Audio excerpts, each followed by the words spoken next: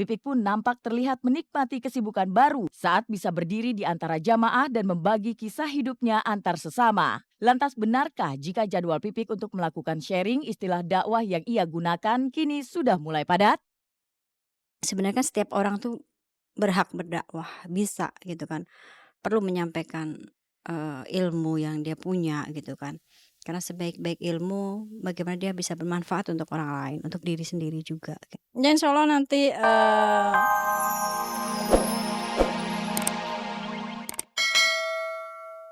Saya baru tahu kalau barang-barang saya, dokumen, surat-surat maupun perhiasan itu tidak ada. Setelah mereka keluar, ya, saya sudah mengadakan komplain kepada manajemen Da Vinci, kenapa orang luar bisa masuk ke rumah saya, ya kan, dan tidak ada izin dari saya. Dan itu pun sebenarnya sudah dilarang oleh para security di situ.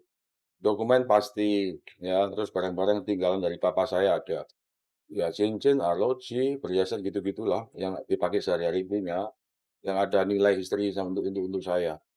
Jadi saya ada 3 laporan, 2 di Polda, yaitu satu terhadap Natali dan Robert Nituyudo Wahyo sebagai terlapor 2, dan satu lagi terhadap kepala sekolah yang menghalang-halangi saya ketemu anak saya, menghilangkan identitas anak saya, dan yang ketiga adalah pencurian ini.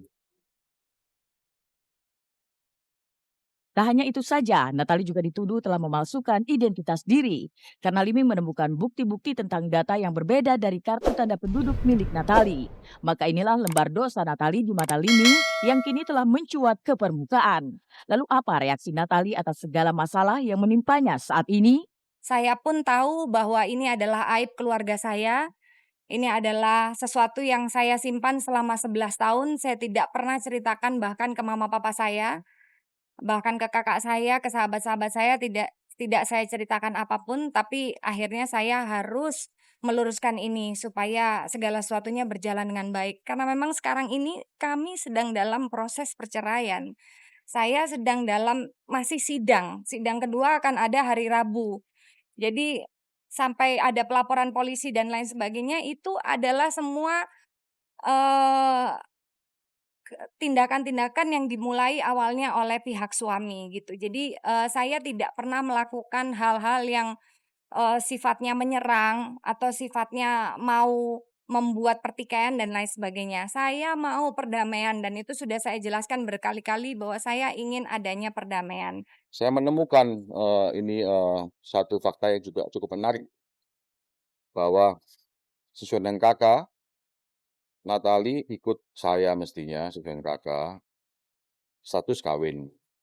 Dan ada lagi satu KTP identitas yang belum kawin, dan kalau dilihat dari, pembuatan KTP ini ya mestinya yang belum kawin itu lebih lebih lebih telat daripada yang sudah kawin. Ya ini suatu, untuk saya juga baru tahu masalah itu waktu saya akan mengajukan gugatan status hukum ini.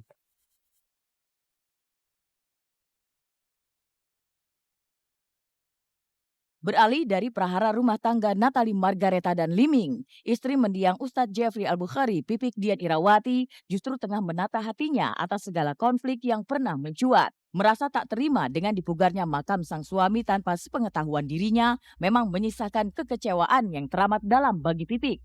Tapi apa mau dikata, tak ingin konflik tersebut semakin memanas dan bergulir, Pipik justru memilih memfokuskan diri untuk melakukan sharing, istilah dakwah yang digunakan oleh Pipik untuk menyebarkan syiar agama Islam. Maka seperti inilah saat Pipik berdiri di atas mimbar untuk melakukan sharing bersama sejumlah jamaah. Baik ya, tidak baik nanti. Akan ada terus celah kesalahan kita. Biarkan di mata Allah saja kita solehanya. Menjadi orang baik harus, tapi jangan merasa lebih baik dari orang lain. Menyoroti tema soal wanita di dalam sharingnya, boleh jadi inilah jeritan suara hati Pipik atas segala masalah hidup yang tengah dipikulnya. Tetapi tak ingin berlarut dalam masalah ini, Pipik pun nampak terlihat menikmati kesibukan baru saat bisa berdiri di antara jamaah dan membagi kisah hidupnya antar sesama. Lantas benarkah jika jadwal Pipik untuk melakukan sharing istilah dakwah yang ia gunakan kini sudah mulai padat? sebenarnya kan setiap orang tuh berhak berdakwah, bisa gitu kan. Perlu menyampaikan, ilmu yang dia punya gitu kan. Karena sebaik-baik ilmu, bagaimana dia bisa bermanfaat untuk orang lain, untuk diri sendiri juga. Ya insyaallah nanti, pas bulan Desember kebetulan ada dari pihak TKW sana yang mengundang saya dan mengundang anak-anak Adiba, Abizar untuk, datang berkunjung di TKW sana. Mereka bikin acara tablik akbar, jadi saya yang, sharing di sana, Adiba yang nyanyi lagu religi, Abizar yang mengaji. Jadi ya saya anggap ini, syiar juga jalan-jalan buat anak-anak juga gitu. Saya ke Hong Kong sama almarhum waktu Adiba sama Abizar masih SD kelas 1 gitu. Dan mereka yang undang itu ya kangen dengan kami, ya udah akhirnya, kita berangkat semua.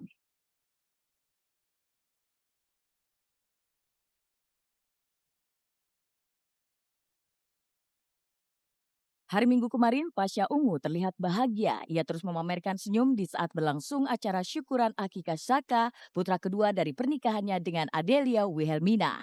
Acara yang berlangsung di kediaman Pasha di Bogor, Jawa Barat tersebut dihadiri banyak tamu dan undangan, juga para sanak saudara dan handai taulan. Mereka semua berbaur menjadi satu dan ikut dalam prosesi menggunting rambut bayi Pasha.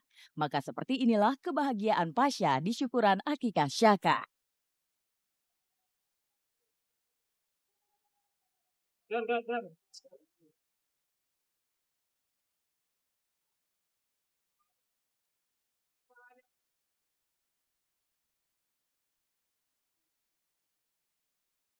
Orang besar, jadi orang kaya, jadi anak yang soleh, jadi orang terkenal, tipu mamanya bapaknya. Jadi saya tadi pagi baru baru tiba dari Kota Malang, baru tiba dari Kota Malang, apa namanya, ya itu tadi, kebetulan memang baru waktu kosongnya hari ini, ya acaranya baru bisa kita realisasikan hari ini gitu.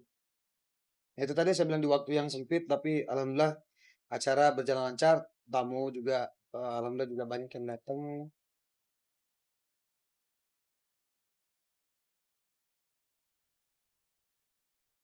Memiliki 2 anak dari Adelia serta 3 anak dari mantan istrinya Oki Agustina, maka lengkap sudah kesempurnaan Pasha sebagai pria sekaligus ayah bagi kelima anak biologisnya itu. Pasha mengakui kehadiran Shaka membuatnya bahagia meskipun harus sedikit membuat Adelia kerepotan. Sebab si buah hati itu kerap terbangun di tengah malam dan membuat sang ibu terpaksa begadang.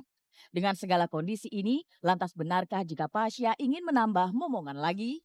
Insya Allah. Kalau udah gede nanti dikasih lagi nambah lagi. Kalau pulang kerja malam, kalau memang lagi nggak keluar kota, sebisa mungkin saya bantuin Adel.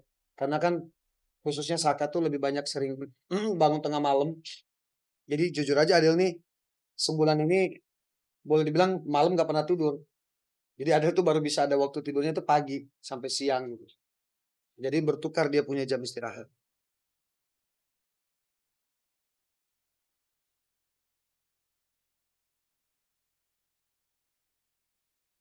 Jonathan Fritzi memang tidak pernah menjadi TKI, tapi bicara soal kepedulian pada TKI juga TKW, maka dialah orangnya. Sebab pria yang akrab disapa Ijong ini menaruh perhatian dan respek besar pada mereka. Seperti yang dilakukannya kemarin, di mana Ijong datang ke tempat para TKW dan berbincang-bincang hangat dengan mereka. Lantas apa kata Ijong soal keberadaan para pahlawan devisa tersebut?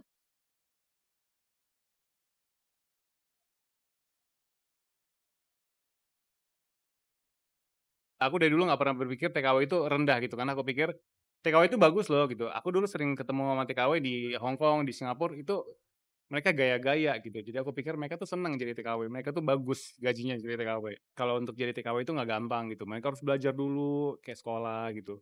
Dan aku pikir, bagus ya belajarnya itu mendidik gitu. Jadi kayak tadi ada komputer, ada cara merawat orang tua, jompo, bayi, dan segala macam. Namun bicara tentang TKI atau TKW, maka kerap terdengar kabar sendu tentang bagaimana mereka dianiaya oleh majikan di negeri seberang. Tentang yang satu ini, Ijong mengaku prihatin dan berharap tidak ada lagi TKI yang merana di luar sana. Aku pernah dengar sih itu terutama yang di Arab ya gitu. Ya itu sih aku menyayangkan aja ya. Itu sih aku pikir itu murni kesalahan dari, majikannya gitu dan itu tergantung dari pemerintahan kita aja menyikapinya gitu. Tiada manusia yang tak punya masalah, sebab itu hadapilah, karena masalah akan membuat manusia menjadi matang dan dewasa.